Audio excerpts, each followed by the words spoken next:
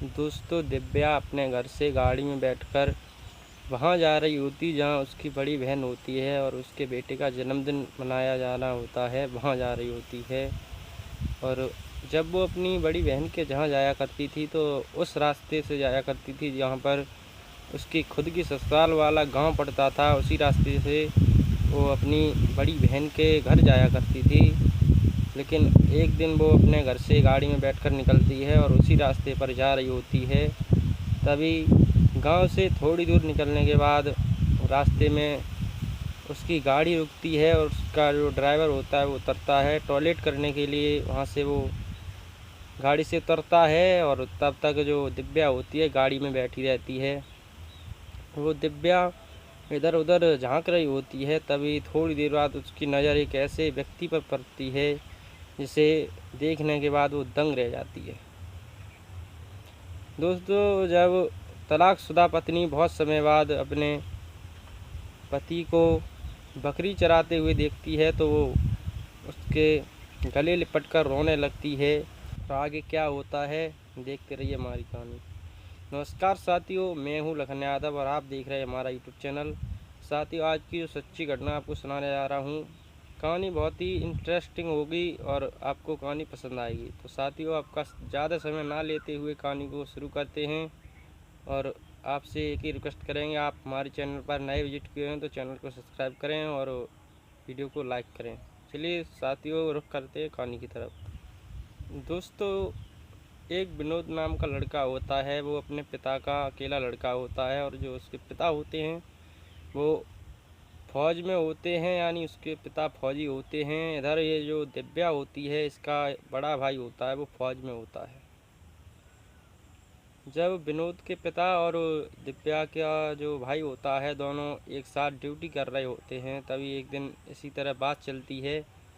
इधर ये जो दिव्या का भाई होता है वो विनोद के पिता से कहता है, अगर आपकी नज़र में कोई अच्छा लड़का हो तो हमें बताओ, क्योंकि हमारी जो बहन है हमसे छोटी है, वो शादी के लायक हो चुकी है और मैं उसकी शादी करना चाहता हूँ। तब ये जो विनोद के पिता होते हैं वो कहते हैं, लड़का तो है वो मेरा ही है और वो भी शादी के लायक है, मैं भी शादी करना चाहता हूँ और मेरा अकेला लड़का है, इसलिए मैं उसकी शादी करना चाहता हूँ। तो जो दिव्या का भाई होता है तो कहता है, चलिए जब छुट्टी मिलती है तो हम आपके घर चलते और देखते हैं, उसके बाद आपको बताएंगे क्या होता है आगे। तो एक बार जब छुट्टी मिलती है तो विनोद के पिता और ये दिव्या का भाई दोनों लोग घर पर आते हैं और विनोद को दिखाते हैं उसके पिता। तो जो दिव्या का भाई होता है वो देखता है, उसके बाद पसंद हो जाता है और घर परिवार भी अच्छा होता है, अकेला लड़का होता है, इसलिए वो दिव्या का भाई जो होता है वो हाँ कर देता है और शादी पक्की कर देता है। शादी पक्की हो जाती है। थोड़े दिन बाद विनोद के साथ में दिव्या का जो भाई होता है वो दिव्या की शादी कर देता है। बड़ी धूमधाम से अच्छी तरह से शादी होती है, घर में खुशियाँ आती हैं। लेकिन थोड़े दिन बाद जो ये विनोद होता है वो गलत काम करने लगता है, दिव्या को परेशान करने लगता है। दिव्या जो होती है वो घर में सबसे छोटी थी। जो दिव्या का सबसे बड़ा भाई था वो फौज में था और उससे छोटी एक बहन थी, उसकी पहले ही शादी हो चुकी थी। इधर दिव्या की भी शादी हो जाती है और जब वो विनोद दिव्या को परेशान करने लगता है, दिव्या परेशान हो जाती है और विनोद को समझाती है। विनोद दारू पीने लगता है, गलत काम करने लगता है। दिव्या मना करती है लेकिन वो नहीं मानता है और दिव्या को मारने धमकाने लगता है। यह मामला इसी तरह चलता रहता है। लेकिन एक दिन ऐसा होता है, विनोद के घर पर कोई नहीं होता है और दिव्या होती है, विनोद होता है। विनोद पी के आने के बाद जो दिव्या होती है उसे कमरे में बंद कर लेता है और पूरी तरह से पिटाई करता है, जिसके बाद दिव्या डर की वजह से मौका पाकर अपने घर भाग जाती है। और उसके बाद आगे कहानी बहुत। दिव्या अपने घर पहुंचने के बाद अपने भाई को सारी कहानी बताती है तो भाई भी मना कर देता है कि अब तुम घर पर नहीं आओगे, यहीं रहो। और आगे देखते हैं क्या होता है। तो दिव्या को घर पे आए हुए काफ़ी समय हो जाता है और उससे किसी भी तरह पता भी चलता रहता है कि विनोद घर पर क्या कर रहा है। वो विनोद जब दिव्या अपने घर चली जाती है तो धीरे धीरे वो अपनी जो सारी संपत्ति होती है उसे भी ख़त्म करने लगता है, बेचने लगता है और नौबत यहाँ तक आ जाती है तो उसके बाद कुछ भी नहीं रहता है। दिव्या जो होती है वो अपने भाई के साथ विनोद के घर आती है और आने के बाद उससे तलाक लेने के लिए बोलती है और कोर्ट में जाने के बाद दोनों तलाक के कागज़ पेश कर देते हैं और थोड़े दिन केस चलने के बाद दोनों का एक दूसरे से डिवोर्स हो जाता है, तलाक हो जाता है। दोनों एक दूसरे से हमेशा के लिए जुदा जुदा हो जाते हैं। ये तलाक हो जाता है तो ये जो विनोद होता है बहुत ही डिप्रेशन में आ जाता है, फिर तो और ही ज़्यादा दारू पीने लगता है। इसी बीच में इसके जो पिता होते हैं उनकी मृत्यु हो जाती है और ये विनोद अकेला रह जाता है, इसकी माँ रह जाती है और ये अकेला रह जाता है। तो साथियों ये जो दिव्या होती है, एक दिन इसकी जो बड़ी बहन होती है उसके बेटे का जन्मदिन होता है, वहाँ पर गाड़ी में बैठकर उसके जन्मदिन में जा रही होती है। तभी रास्ते में इसका जो ड्राइवर होता है वो गाड़ी रोकता है और बोलता है मुझे टॉयलेट जाना है। गाड़ी रोकने के बाद वो टॉयलेट करने जाता है। जब वो टॉयलेट करने जाता है तो तब तक दिव्या उसी गाड़ी में बैठी रहती है और इधर उधर खिड़की से झांक रही होती है। तभी क्या होता है, उसकी नज़र एक ऐसे व्यक्ति पर पड़ती है जिसे देखने के बाद वो दंग रह जाती है। दरअसल साथी वो और कोई नहीं होता है बल्कि उसका जो उससे पति से तलाक हो गया था विनोद, वो होता है। विनोद बकरी चरा रहा होता है, तभी दिव्या उतरती है और विनोद के पास जाती है। हालत देखती है तो उसके आंसू नहीं रुकते हैं, रोने लगती है। विनोद भी रोने लगता है। दोनों काफ़ी देर तक एक दूसरे को देखने के बाद रोते रहते हैं, पर थोड़ी देर बाद दोनों शांत होते। उसके बाद दिव्या होती है विनोद से कहती है विनोद आपकी हालत, आप तो एक अच्छे घर से थे, फौजी के लड़का थे, अकेले थे, लेकिन तुमने ये हालत क्या हुआ। तो विनोद रो करके कहने लगता है दिव्या अगर मैं तुम्हारी बात मान लेता तो शायद मेरी ज़िंदगी में ये दिन देखने को ना मिलता। इसके बाद आपकी मैंने बात नहीं मानी, इस वजह से आज हमारे ये दिन आ चुके हैं और मैं बहुत गरीब हो चुका हूँ। जो माता पिता थे वो भी, उनकी भी मृत्यु हो चुकी। अब मैं घर पे अकेला रहता हूँ। अब दारू तो पीऊँगा किससे, क्योंकि घर पे 2 वक्त की रोटी के लिए भी इतना भी हम कमा नहीं पाते जो कि 2 वक्त की रोटी भी मिल जाए। तो दिव्या यह कहानी सुनने के बाद बहुत ही दुख हो जाती है, रोने लगती है।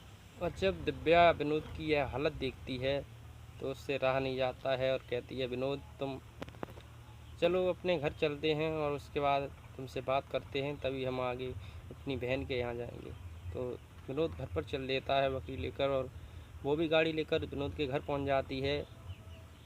वहाँ बैठते हैं, दोनों बात करते हैं और विनोद कहता है दिव्या तुमने शादी की है या नहीं अभी। तो दिव्या मना कर देती नहीं मैंने अभी शादी नहीं की है और इसी तरह रह रही हूँ, अपने भाई के घर पर रह रही हूँ। मैंने शादी की कोई बात ही भी नहीं की है अपने भाई से, ना शादी की है।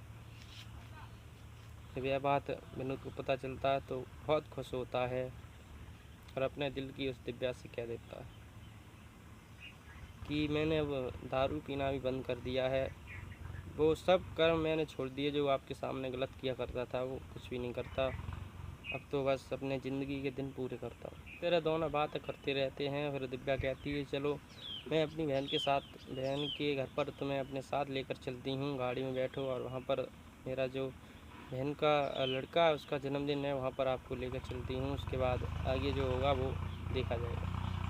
तो विनोद तैयार होता है, उसके पास कपड़े भी अच्छे नहीं होते। दिव्या बाज़ार में पहुँचती है, वहाँ से कपड़े खरीदती है और विनोद को पहनाती है। उसके बाद गाड़ी में बैठाकर विनोद को अपने साथ लेकर अपनी बहन के यहाँ पहुँचती है। जब उसकी बहन विनोद को देखती है तो बहुत खुश होती है कि मन में सोचने लगती है आज तो ऐसा लग रहा है कि फिर से हमारे जो बहन उसका रिश्ता बिगड़ गया था वो फिर से उसी तरह चालू हो गया जिस तरह से पहले था। तो दिव्या अपनी सारी कहानी अपनी बड़ी बहन को बताती है, वो बहुत खुश होती है और दिव्या से कहती है दिव्या अब तो तुम्हारी हाथ में इनके जो कुछ भी है तुम ही कर सकती, क्योंकि इनकी हालत अब देख सकती बहुत ही गरीब हो चुके हैं। तो अब तुमने भी अभी तक शादी नहीं की है तो इनके साथ रहिए, इनको साथ रखिए।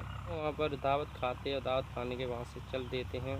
फिर से विनोद अपने घर आता है और दिव्या भी आती है, लेकिन उससे कहती है कि अब मैं तुम्हें अकेला नहीं छोड़ूंगी, आप मेरे साथ मेरे घर चलिए, उसके बाद हम दोनों फिर से अपने घर वापस आएंगे। अभी आप मेरे साथ गाड़ी में बैठो, घर चलिए।